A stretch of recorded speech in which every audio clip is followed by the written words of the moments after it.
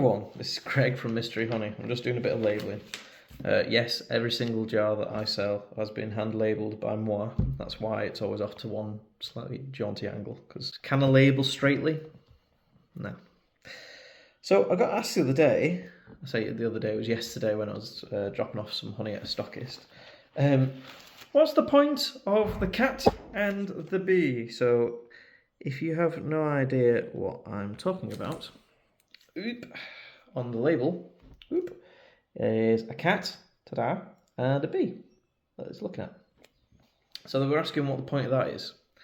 And that is down to how this business pretty much started. I named it after my cat, Mist, M-Y-S-T. There's an apple tree at the back of our house, and the cat used to love climbing it. She absolutely adored it. It was her favourite place in the whole world. Unfortunately, when she climbed it and it was full of apples, the apples would fall down.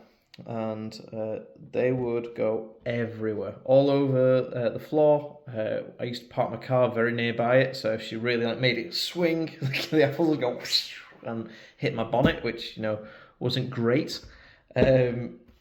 So me and the missus, we were sick of this, so we went, right, we're going to pick all these apples and we're going to do something with them. So we did. We picked all these apples, and we had we had loads and loads, a massive amount of apples from this big tree, and we were like, what do we do with all these apples now? So Kat, my wife, said, I'm going to make an apple crumble. I was like, how big is this apple crumble going to be? And 8 or 9 buckets full, and these big buckets of apples. So she said, I'm going to make apple crumble. So she did. And she made one apple crumble. And it was gorgeous. It was lovely. And then she made another apple crumble not long after, because we still had 8 buckets of apples. So she made another apple crumble, and then another one. And then I think it was 4 apple crumbles in. I was like, I'm crumbled out. Cannot eat another apple crumble ever. And I still can't eat apple crumble. Still makes me feel rather sick because I've eaten too many apple crumbles in one go. So I was like, what am I going to do with all these apples? Well, we can't just leave them because they'll start to rot and go off. And then my little tweaked brain went, rotten, gone off. Fermenting apples. Cider, let's make some cider. So I invested in a very small little apple press. I think it was only a 5-litre apple press. It was like this big. If I can find a picture of it, I'll put it up here somewhere. So I invested in one of these little tiny apple presses. We mushed up the apples, and we had a very small, crappy food processor. So I blended them. That was like, it took ages to do.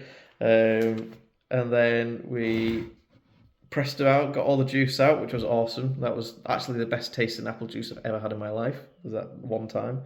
And then we stuck it in the bucket and left it to ferment on its own. So no yeast or anything like that, just left on its own.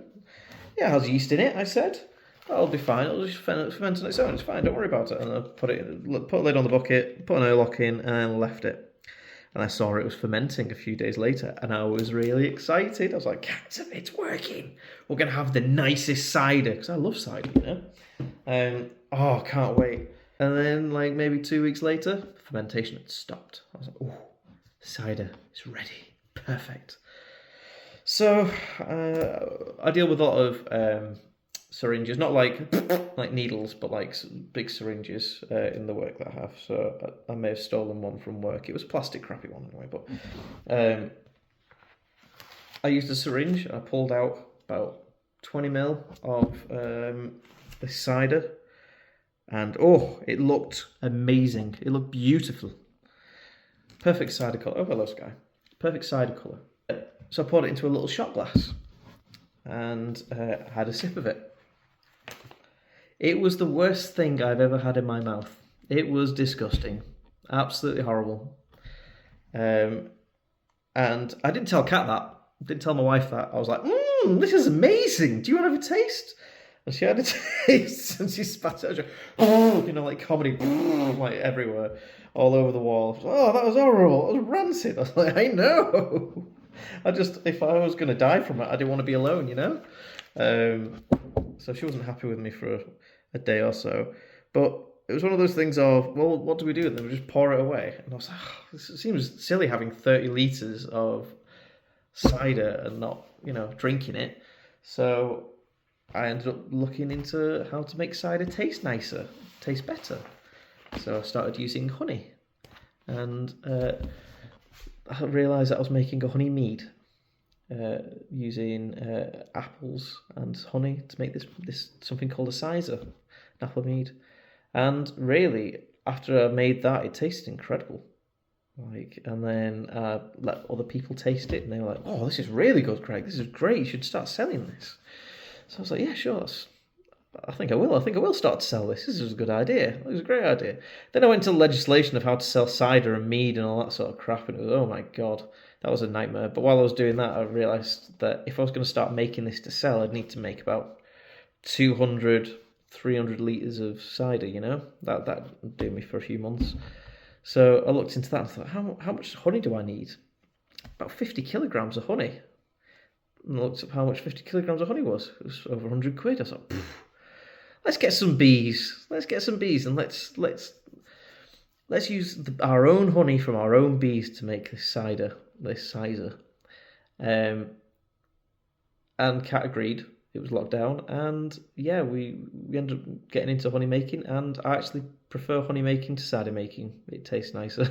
It doesn't mean I'm out of the game of making cider and mead. I do that as a side thing. I don't sell it, but I do focus on just honey now to sell.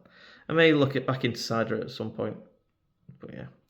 But to go back to the beginning, the whole reason that this all started is because my cat Mist loved her apple tree. So that's why I'm called Mist Tree, because Mist and the apple tree. There you are. Story over. I hope you enjoyed that, if you're still here. If you are, well done.